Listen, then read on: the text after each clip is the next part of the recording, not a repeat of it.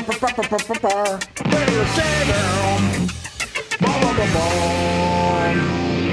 good over there? Okay. Twitter news.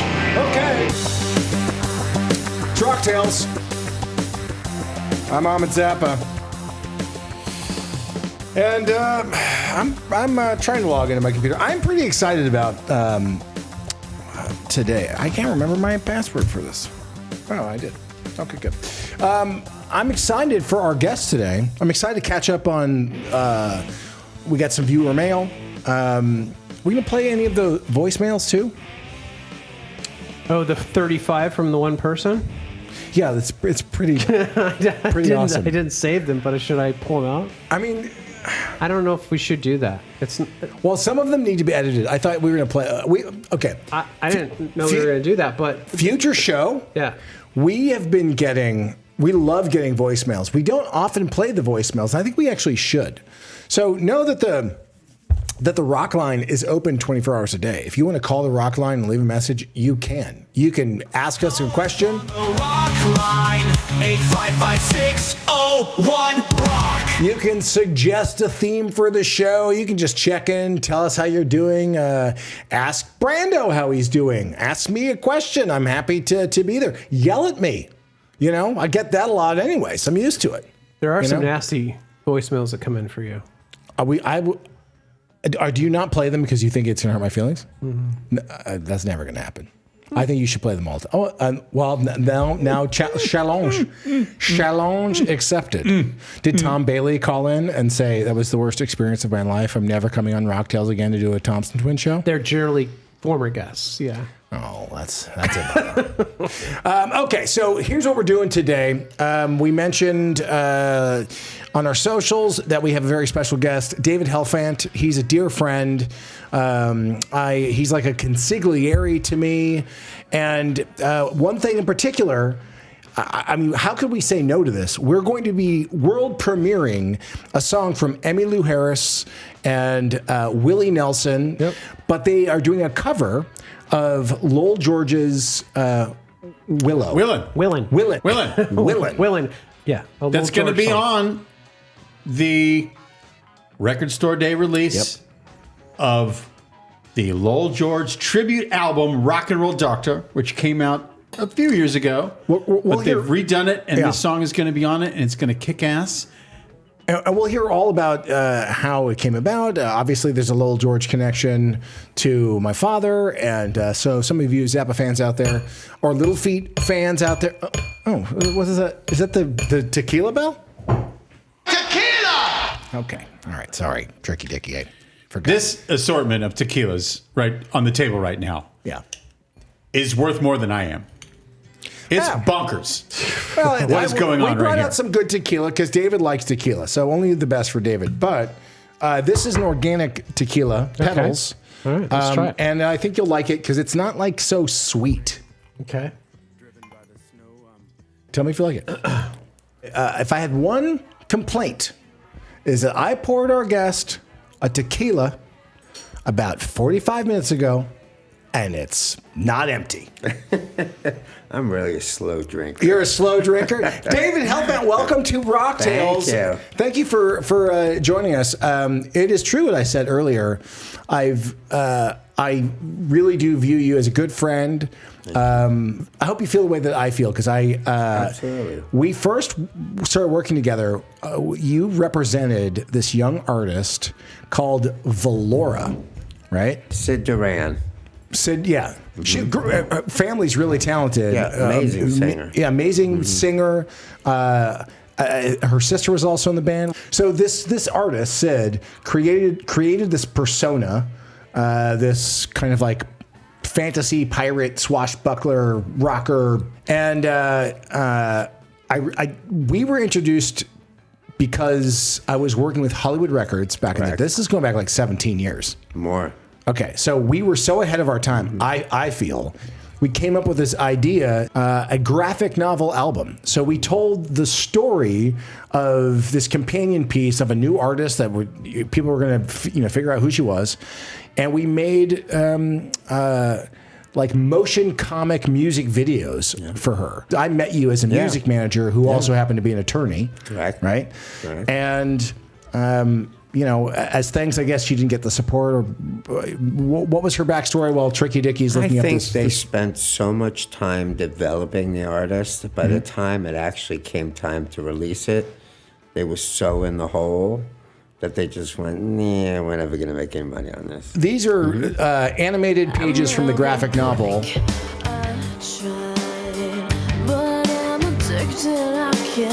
is 20 years old at this point. Believe me, this was cutting edge at the time. She sounds good. Yeah. Oh, she was. This is how we met. Yeah. But then I got a call from you, and was I generous? Were you like, listen, I need to get some rights back? Did I jam you up? I don't even remember that. What happened? So you called and said, look, basically to get out of the Hollywood records, whatever, to clear up the rights for her so that she could have things free and clear. Right. You were like, hey, you know, would you mind giving this back to the artist? And essentially I was like, yeah, no problem. That's right. That's right. All right. There you go. Yeah. You're generous. Inside baseball. Okay. Because at the time, they didn't want to put the record out. And I said, if you're not going to put it out, give me the record back so I can at least place it somewhere else. And so they finally agreed to do that. And the graphic novel was a companion to that. So you're right. I wish that she... Shit, I don't even remember that. It's amazing that you should remind me.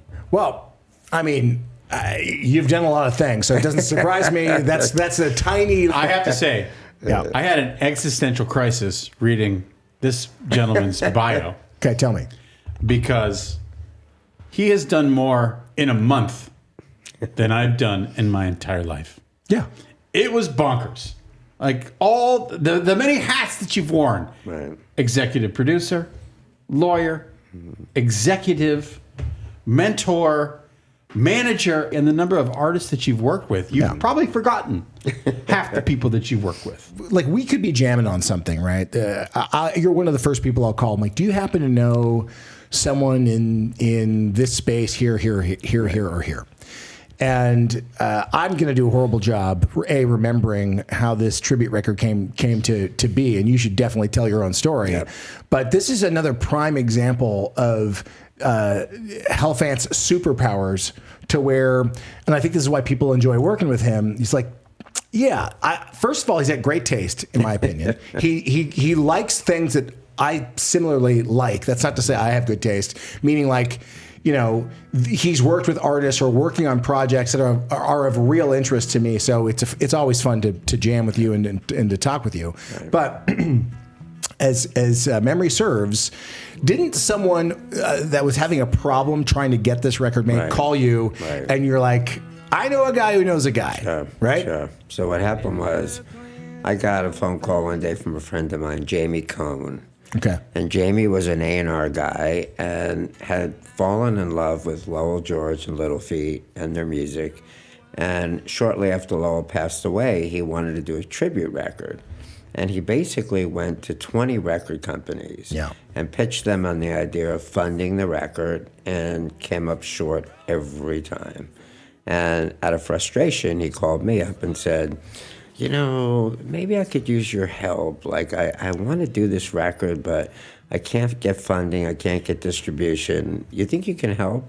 This was 1995. Okay. And where are you in 1995? I was at a law firm. Okay. And at that point in time, I'd say 40% of my practice was representing Japanese companies. Okay. Record companies, publishing companies, television networks in Japan. And I, for several years, was outside legal counsel for Mitsubishi. And Mitsubishi had a record company, a video game company, a publishing company. And the head of A&R, who was at that label, left and started a new label called Kaigen Entertainment. Okay. And I knew that he was a big Lowell George and Little Feat fan. Bless his heart. This phone call came in, and I went, yeah, I think I know what to do with this. And I called up, his name is Hitoshi Adachi, and much like, you know, you and I have a lot of similar tastes, I felt like we were brothers, and we lived on different sides of the world, but we liked the same music, we liked the same food, we instantly became friends, and so we collaborated on a lot of projects. And when this came up, I called Adachi and I said, do you think your label would be interested in doing it? And he's like, are you kidding me? That's so awesome. And he loved it. And he called me back immediately and said, I spoke to everybody, and what do we need to do next? And that was it. Isn't that nice? It's because it's well-deserved. Lowell George is an incredible musician, guitar player, songwriter. And played with Frank Zappa. But also the GTOs. My dad had this group, the Girls Together Outrageously. Lowell's, I think wrote some of the music on there too. Mm-hmm. I think you were telling me, and this is true, that after Lowell was left the band, kicked out of the band, still maintained this friendship with Frank. And anytime I see his daughter, puts a smile on my face. And she, by the way, talk about talent runs in the family. Yeah, she's great. And is she? She's got a track on the record. Okay. She did it with Van Dyke Parks. Okay. And came out amazing. So 1995. I can't do math. That's 20, almost 20 years ago. 21 years ago, right? No, 11 years ago. 31 years ago. That's what I said. 31 years ago. So clearly, I'm a mathologist. So in the process, what was the song selection, the choices? Because you supervised all of this as well. Because it was a Japanese record company that was funding it, and they weren't in Los Angeles. I had to do the business affairs. I had to do the A&Ring. I had to supervise the production. I would speak to the artist directly, and so each artist got to select the song that they wanted to record. Did you make a phone call to anybody? Did you call Bonnie Raitt? Did you call Eddie Money? Oh yeah. I mean, it started with Ira Ingber produced two of the tracks on the record, and he had been really close friends with Lowell George for years. He met through his brother Elliot, who also played with Frank. So he was integral. He had been playing with J.D. Souther years before. And when this issue came up, because he knew that Lowell and J.D. were very close, he called up J.D. and he said, hey, we're doing this record. We finally got funding. Would you do a track? And he said, yeah, I would love to. So he was the first one in the door. And J.D., I kind of used him as the conduit to all the artists.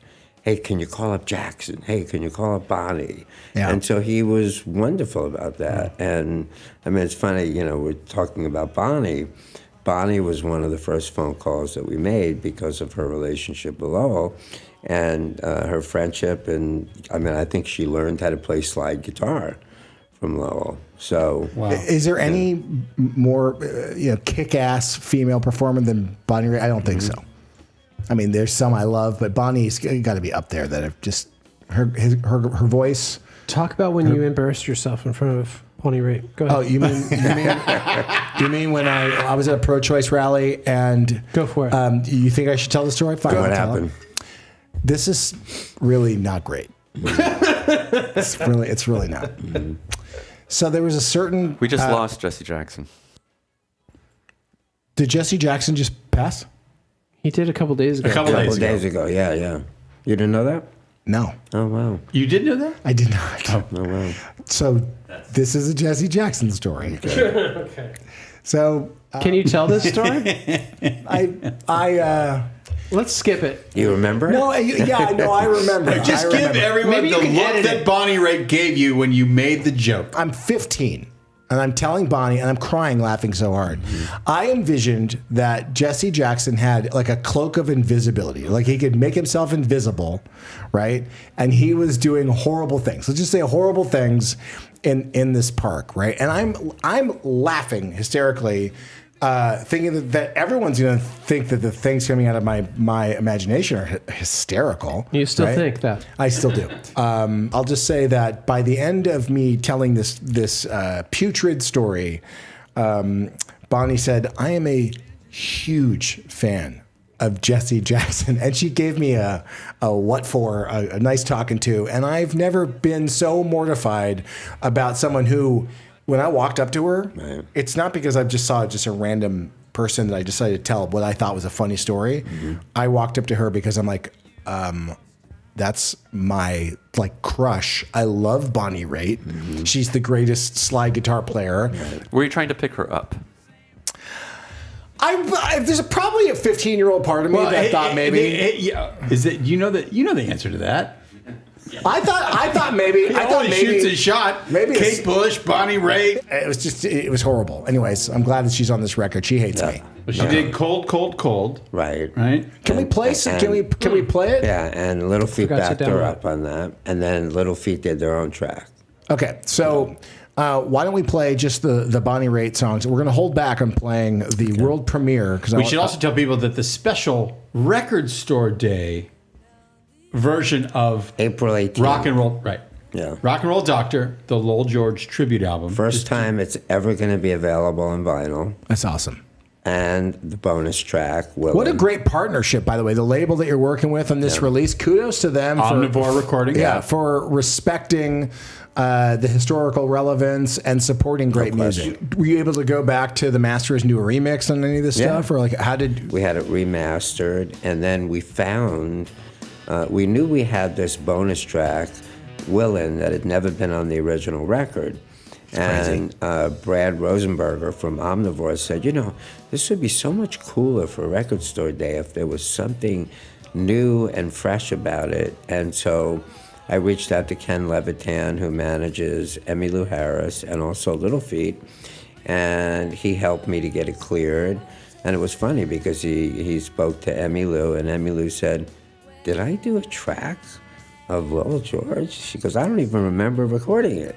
But, Ken said, hey, look, you should listen to it. It's really amazing. So I haven't heard it. I'm going to hear it for the first time, too. We're all going to hear it for the first time. And she listened to it, and Willie took another listen to it, and they went, yeah, let's give them the right to put it out. But they recorded it for the first album. And for the life of me, again, it's been so many years, I don't even remember why it didn't make the original release. But In Our George is on. Yeah, so what happened was there was a little piece, the first line in the song was recorded by someone, and no one could figure out who it was.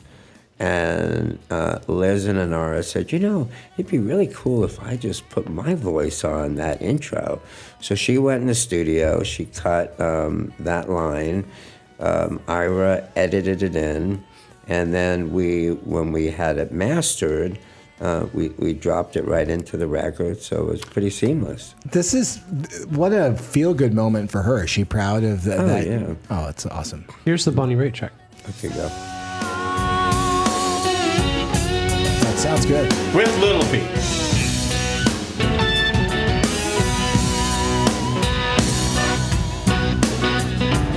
This is so my speed.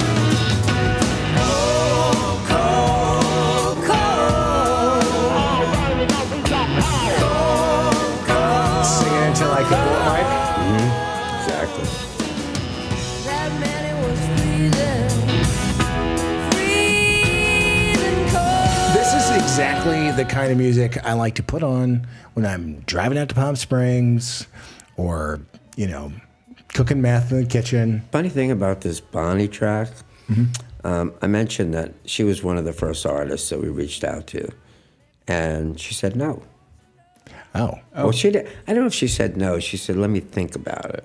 And while all this was going on, we cut JD's track, we cut Taj Mahal, we cut Jackson Brown, Randy Newman and Valerie Carter. Were you in the studio for all of this too? Not all of them. Some of them just the mixes at the end.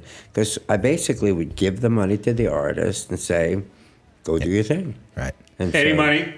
Eddie Who I Money. love. I was in the studio for that. That was a fun one. Did you- Anyway, we cut all the other tracks, and now everybody's like calling Bonnie and going, hey, how come you didn't do a song? So I get a phone call from Ron Stone, who was managing her at the time, and he says, Bonnie's kind of annoyed. I go, really? Why's that? And he says, she doesn't understand why you didn't ask her to be on the record. I went, what? I said she was one of the first people I asked. He goes, well, she really wants to do it. And then so she called Little Feat, and they agreed to back her up. And so she was the last track that we did. Wow. So this is a 11-track record? 15 tracks. 15 tracks. Is it 15 altogether? So Okay. the only Oh, new... there's a spoken, so 14 tracks. Yeah, So so by the way, that spoken word thing, this is the very end of the record. So we wanted to have Lowell somehow kind of haunting the record. And we found this interview that he had done years previously, and we lifted a line or two from the interview. And the line at the very end, and when you buy the record, you don't really know it's on there, but it says, "This is rock and roll heaven," and that's how we end the album. That's awesome. Yeah. So I have a question for you guys. There's a lineup of tracks. Did anyone notice that Dixie Chicken is not on the record? Yeah. Yeah. Which to me is one of the iconic Lowell songs. Was there a reason why? I couldn't get anyone to do it. Yeah. Because they said I could never make it as good as Yeah, the it's too original. iconic, right? So I don't want to touch it. Well, who if you Wow. could pick someone Yeah. to do it now, Oh, who God. would be the ideal? Who did you want to do it back in the day, and who do you think could do it now? I think Chris Robinson could. Okay. I think the Crows could tear through Yeah, that and yeah. do No, it for sure. justice. That's Yeah. a good call. You know? Yeah, I think the that's Crows true. could do it. It's true. I think Larkin Poe. Oh. Okay. They should. It's no secret that I love the band Larkin Poe. It's no secret. Yeah. And one of the things that I want to say to people that are like going to check out the album is read the liner notes, because not only are there a lot of amazing performers, but when you dig into the liner notes and you see who's playing on the record, Yeah. I mean, it's the who's who of the music business. Out of curiosity, you were saying the record goes out of print, Right. right? So who's keeping the album art? Who had the masters? Well, Was that a nightmare? This is the cover for the original Japanese release. Okay. So every Little Feat record had artwork from Neon Park. Okay. So he did. I think the Weasels Rip My Flesh album cover. Oh, really? I think for my dad. Wow. But I could be wrong. Okay. But I think so. Wow. I have some of his artwork. He's incredible. yeah. Was So incredible. when we decided to do the record, we felt like for the integrity of Lowell's legacy, that it made sense to get a Neon Park piece of art for the cover. And? So reached out. He says, why don't you come over to my house and you can look through my art and find something that's never been used before. And so we ended up finding two pieces, this one and then the one that was on the U.S. cover, which was a different. So is the vinyl, colored vinyl on the album store day? Anything special? Different packaging for the re-release. Neon Park on the artwork for the No, the cover of the new album is a picture of Lowell. Yeah. Okay, No, have that what Liz was gracious enough to give to us. that's awesome. Yeah. Okay, Should we take a couple calls? We should, and we should also hear some other rock and roll stories from somebody who knows where all the bodies are buried. Okay, let's clear a couple calls here. Yeah. Good. It's Rocktails. Who are you? Where are you calling from? What are you drinking? Good evening. It's Jason from New York. I'm drinking a 7-Eleven Slurpee. All right. Okay. wow, that's the first. But you got a question for me? You got a question for David? What can we do you for? Well, actually, I'm so glad David's on tonight. Largely, there's something, I know he's kind of a great legal mind, and as a legal mind, he probably has to just ethically run over a bunch of stuff. And also, I could tap into your great channel of you, Brendan, and Richard. I work in Times Square. I'm kind of a traveling salesman of sorts. I'm walking up and down in the theater district on 52nd Street. I won't say the name of the theater, but anyways, there's MJ the Musical, and it just really throws me off kilter that there's always the queue that's lined up, and I see a lot of children going to this. And I want to ask you, would you take your children to see MJ the Musical? Okay, that was This a is long way That's around. a legal to, question. Yeah, that's a legal question. Yeah, it's directed at our local attorney. So Well, it's about David- ethics. And everybody else who's there. Well, you know what? We don't have a lot of time for this call. I'll just fucking feed this right to David. David, Thanks for calling, buddy. Yeah. And my answer would be yes, because Michael Jackson loved children. And so, all right, it's Rocktails. Who are you? Where are you calling from? What are you drinking? It's Brian from Alabama. I'm drinking sweet tea. Fuck yeah, you are. Okay. That's the best line reading of all time. Drinking sweet tea. Well, that's what you do in Alabama. Do you what's your recipe? How do you make your sweet tea? With a Mr. Coffee machine. Fuck yeah, you do. Wait, no, and then what? You put the tea bags in the Mr. Coffee, or what's the process? I buy a gallon-sized tea bag. I Okay. put it in the coffee filter part. I fill it up with 12 cups of water. Okay. And I turn it on. When it's done, I pour it over 2 cups of sugar, and then I add another 12 cups of water to that. So I kind of want to do that now. That's a pro. That's a pro. We have a lawyer here who could help Brian get Brian's tea to the market. Oh yeah, yeah. That sounds delectable. What a refreshing I have a drink. Japanese client that'll finance that. Perfect. Okay, so Brian, you have a question for David, for myself about this compilation record, tribute record. What can we do you for? well, y'all said since I live in Dixie, there's been a really good version of Dixie Chicken by Garth Brooks. Okay. Interesting. Oh. Okay. Let's find on that. his I know that. That makes fourth sense. album. Okay. Oh, and, we'll play it right now. Okay. Of course there is. Are you? So I assume you're a Little Feat fan. I am. I think Waiting on Columbus is a great album. Yep. Yeah. What's your favorite Little Feat song? Fat Man in Bathtub. Oh, wow. Okay. Okay. Have you heard any of the? Or Willin. What okay. track? Willin. The world premiere Oh. that's coming up. Yeah, we're gonna play the world premiere of Willin. It's Willie Nelson and Emmylou Harris on this track. I sat next to Emmy Lou Harris at the Rolling Stone show at Staples Center in 1999. I think Whole she's, time. I Whole think time. she's so cool. Right next to me. Whole time. Gorgeous, Yeah. Yeah. great An angel. musician, A god. Yeah, Emmylou Among men. Harris. Yeah. Another person from my home state of Alabama. Oh, really? Yeah. Interesting. Did you get a chance? Are you familiar with this tribute record before its re-release? Was this something that maybe you bought back in the day, or It was my first time hearing about it. Oh, wow. But it Okay. sounds awesome. Great. So on this record, because we didn't go through the track list. Cold, Cold, Cold, Bonnie Raitt and Little Feat. Feats Don't Fail Me Now, Taj Mahal. Roll 'em Easy, J.D. Souther. Rocket in My Pocket, The Bottle Rockets. J.D. Souther, he passed away too. Yeah. Dude, what a was talent, sad. right? Yeah. Yeah. Awesome.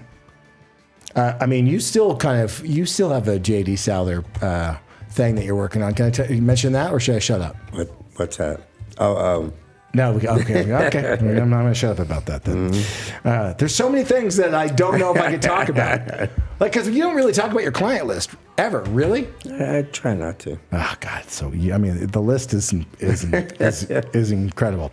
Okay, we got the Sailing Shoes, Randy Newman and Valerie Carter. I've Been the One, Jackson Brown. 2 Trains, Alan Toussaint, that's what I said, Booty Traps. And Leo Nocentelli. From the Meters. Oh, okay. Long Distance Love by Keisuke Kawata. Keisuke Kawata is in a band called the Southern All Stars. Okay. They're one of the biggest bands in Japan. That's And- so was that like one of the things where the label suggested it? So they said, if we're going to spend a lot of money making this record, let's get Kawada to do one of the songs. Smart. And he's got one of the most popular podcasts in Japan. And so he agreed to promote the album heavily. When it first came out, he would play it all the time. He would always talk about it. And I think he was very proud. He actually, the track is a duet with Mary Clayton, who was, with Joe Cocker and Carole King and the Rolling Stones. And so he had the opportunity to perform with her. And that was one of the tracks that Ira Ingber produced. Came out great.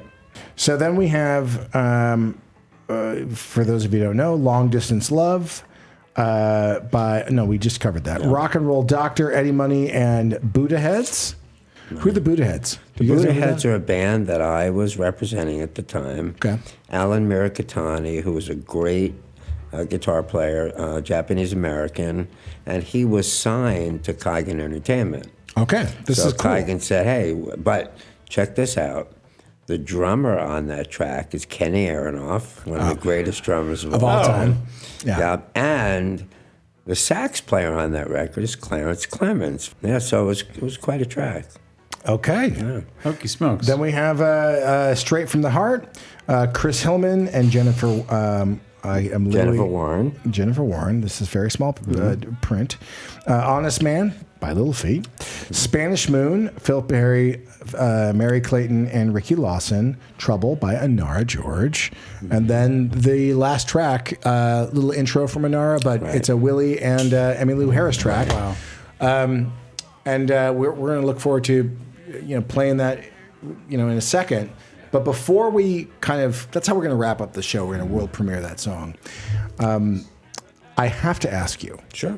In your early career, because you started off as a guitar player, right? You were just going to be a rock god. That was your plan, right? I wanted to be the next Jimi Hendrix. Okay, so are you a Fender guy or? Well, I have some Fenders, I have some Gibsons, I have, for an acoustic side, Martin is probably my favorite to play. Okay.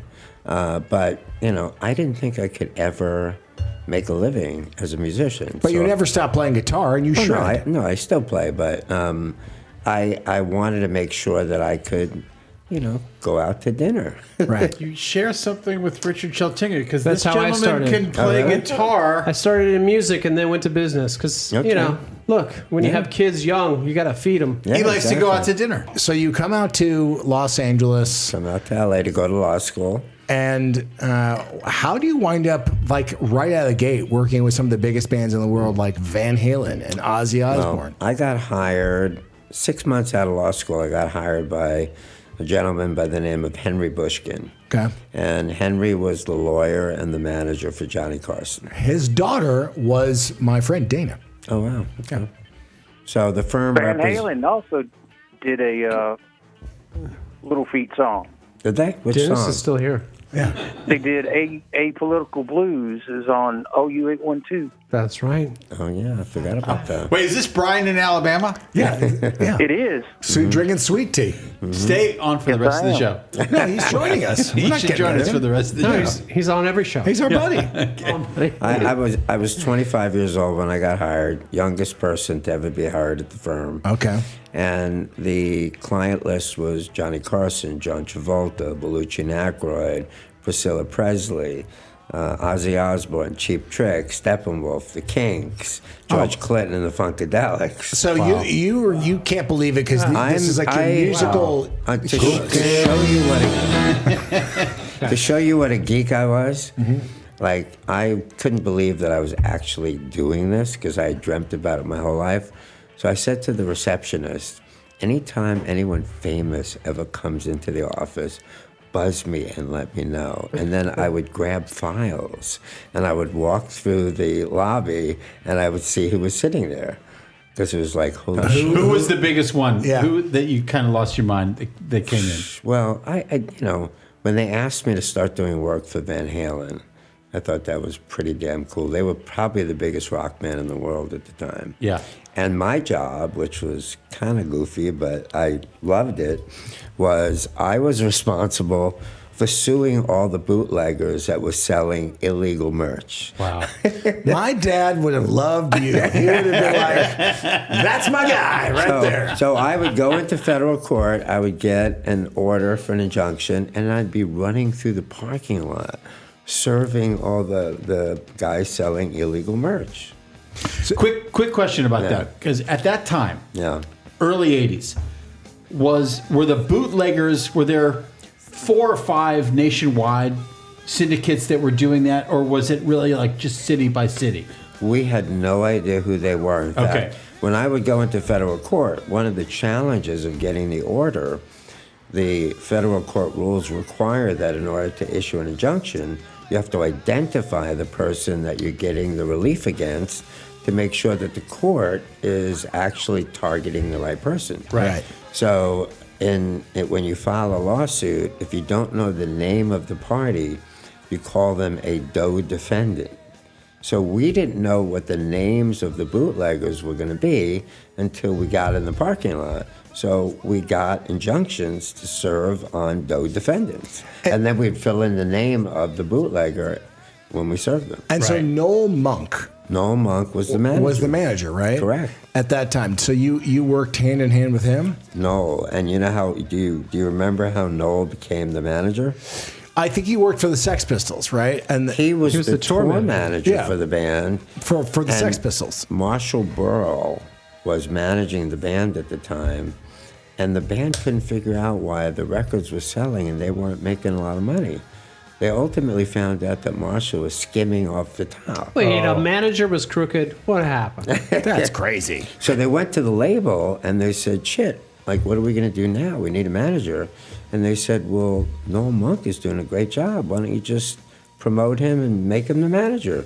And that's how he became the manager. So, but hold on. In back to the merch thing. Yeah. Because if you haven't, I mean, we love Van Halen here at Rocktails, and I think I've probably listened to the Noel Monk book on tape 2 or 3 times. Okay. Right. And if memory serves, you would also confiscate, because you could, the merchandise. Yeah, exactly. Right.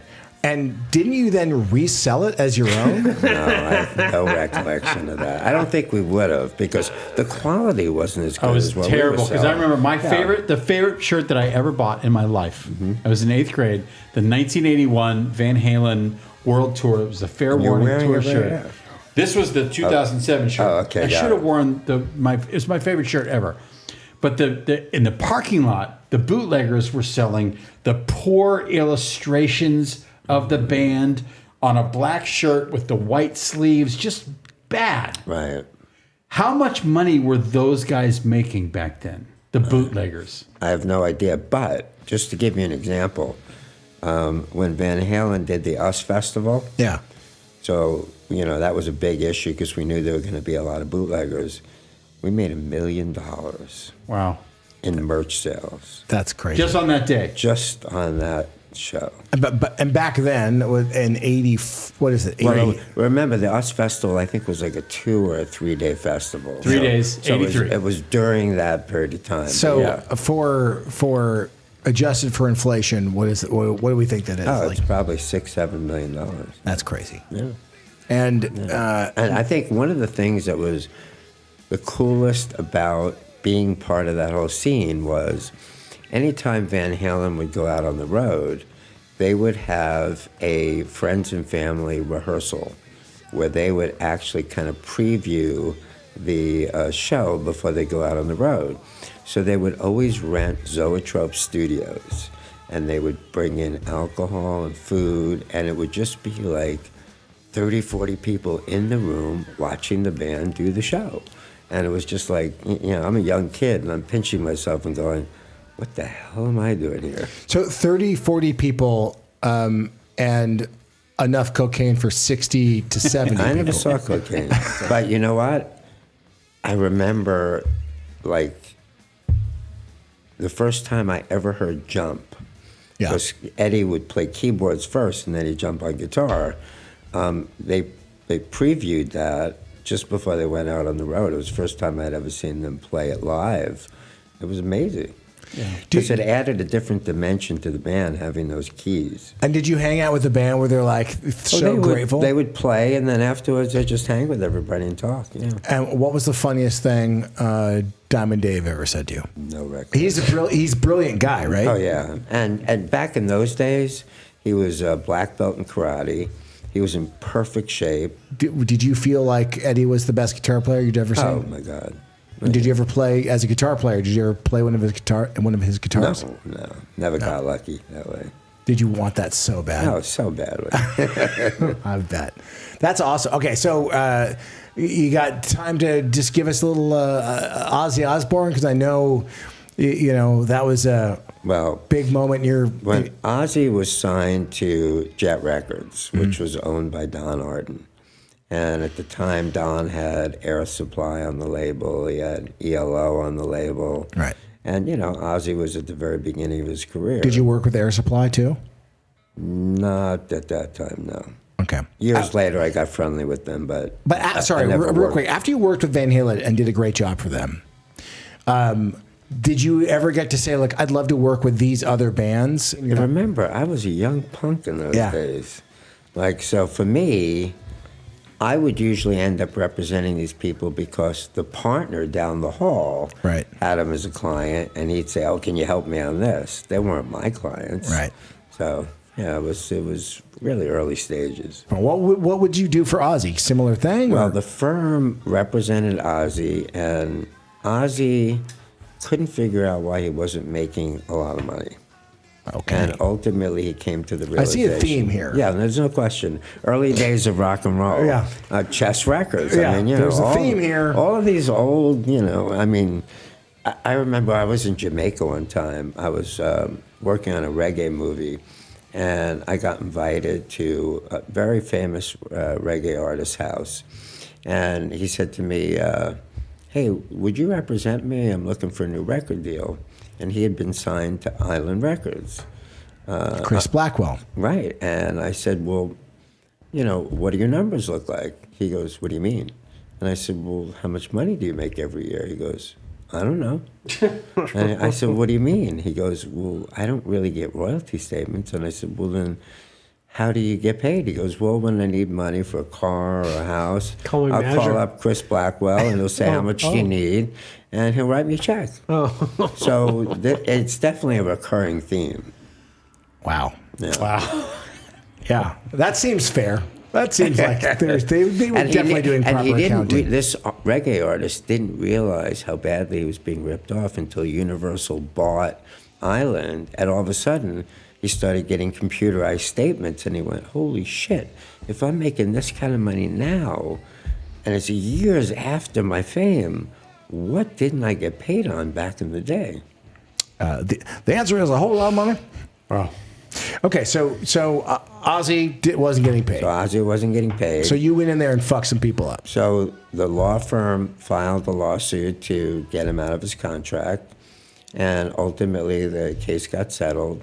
Sharon worked at the office for her dad. Mm-hmm. She fell in love with Ozzy, and then when Ozzy decided to come to America and get a new deal, Sharon left, and they became boyfriend and girlfriend. She chose Ozzy over her dad. Yeah, isn't that crazy?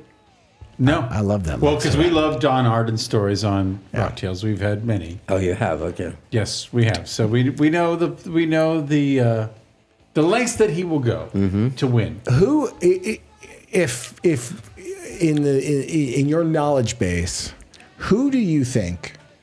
Because there's again a theme here where artists get screwed. When the artist realizes they've been screwed and then they get out of the contract, is there a certain artist that you're like, we got them the craziest, best deal of all time? Do you have any kind of memory of, oh, we did something extraordinary for that group, that artist? Or is it they're all fucked all the time? I represented Doug Weston, who owned the Troubadour for many years. And one of the people that worked for Doug was Jackie Guthrie. Yeah. Jackie was the wife of Arlo Guthrie, okay? that's how Arlo and Jackie met. Can you tell people what we're working on, or you don't want to tell people? We're working on a Troubadour documentary. Incredible. The history of this club, you know, the artists that came through there, the impact that this club has had on the state. Legendary shows at the Troubadour. Yep. Unbelievable. So you were saying. So Jackie calls me up one day and she says, "How would you like to represent Arlo?" And I went, "Really?" I said, "Wow, that would be amazing." And I said, "What does he need?" Well, he is in the middle of negotiating to get the masters back for all of his records from Warner Brothers Records, and the lawyer that's representing him can't get the deal closed. She goes, "I know you can do it for him." And so I ended up representing Arlo, negotiated the deal, got his catalog back with the exception of 2 records, Alice's Restaurant and the Greatest Hits album. Everything else came back to him. He started a company called Rising Sun Records, and that allowed him to have his own label and to live off of his own music in a way that he never had the opportunity to before. Yeah, good for you. So that's a nice example of him. That's how it should be. You get totally taken advantage of. You and the Van Halen Along this line, because that's a satisfying deal for you. Yeah, because very you much so. helped an artist that you respected and loved. Absolutely. Right? So off the top of your head, another deal, you know, you're committed to all of your projects. Right. But like on a personal level, like, I'm so happy that I got this done. Well, I mean, one of the projects I worked on when I was at Paramount. I mean, you're the head of business affairs at Paramount. I was senior vice president of music, business, and legal affairs. So I was responsible for running the department and supervising all of the music deals, licensing the library. So any new films that came out, if I'd have to do the composer agreements, me and my staff, we'd do the composer agreements, the music supervisors agreements, and then any original music that was created for the movie. And then we had a clearance department that would license pre-existing music that was used in the film. There's no way that this guy didn't have to, like the bands that you represented, for sure, you were doing soundtrack deals. And back then, the soundtrack deal, they'd pay you like for certain artists like $100,000 to do a track. It was great money. Big money. Yes. Yeah. And that's nothing now. Like you get maybe $2,000. Right, exactly. It's ridiculous. So one of the movies I worked on, the star of the movie was also a musician. He was in a band called Tenacious D. I love. His name was Jack Black.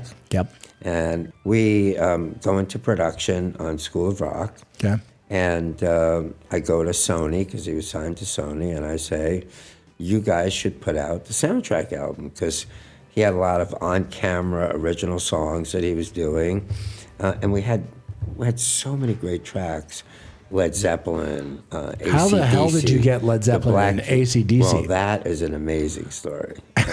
I'll tell you that in a minute. But, so Sony didn't want to put the record out.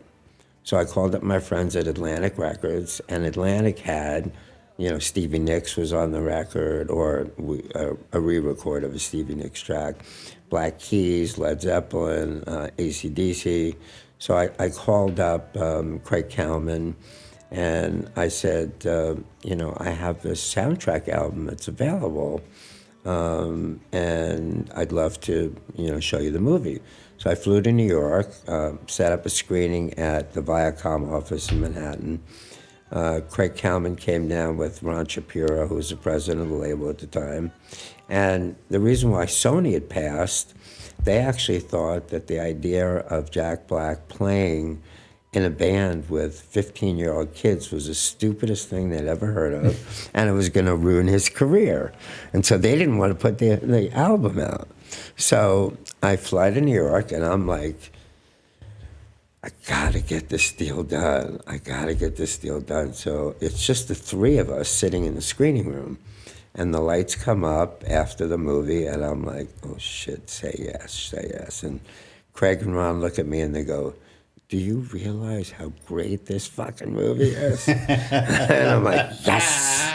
that's and so I good. made a deal with them, and the record did really, really well. No, by the way, it's the movie. It's the soundtrack that introduced a whole new generation to rock. Right. The most weed that we have ever seen.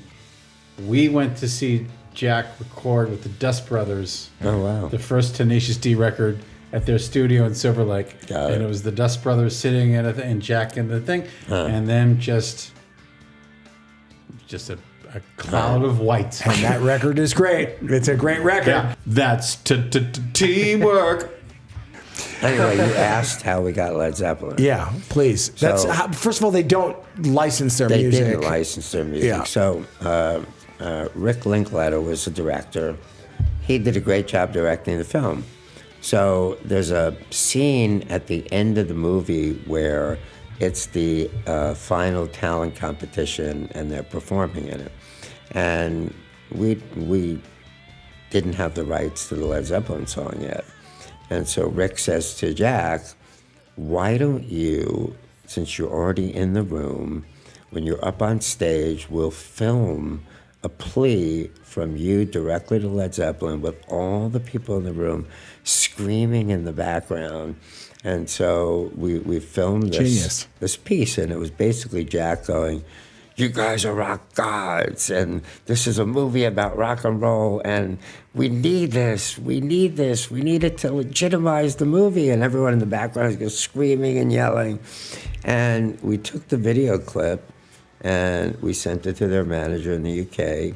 He played it for the boys, and they were so taken by how adorable the clip was that they called up Atlantic, and they said, give them the song. That's wonderful. See, art prevailed. Yeah. You know, good. Movie's great. Is it time to? This has been great. Yeah, this has been great. Is it time to play the world premiere? Oh, right. I think we go out. Wow. Okay, great. All right. A record store day is April 18th. Yep. So it comes out first, vinyl, and then it's an exclusive for 2 weeks, and then it'll be available on CD, digital downloads, etc. And without further ado, I'd like to thank you so much, David, for coming. Thank you have you a good for time? inviting me. Yeah, it was great. You're a light drinker. If I had too much tequila, I'd tell the wrong stories. Okay, well, next time, because we do have to get into the weird people that you've represented and gotten them out of a bad situation. That's for next time. All right, so without further ado, it really is an honor to play the world premiere of Willin. Anara is in the beginning, and it's a duet with Emmylou Harris and Willie Nelson. We're all hearing this for the first time, so for those of you watching this right now, crank it.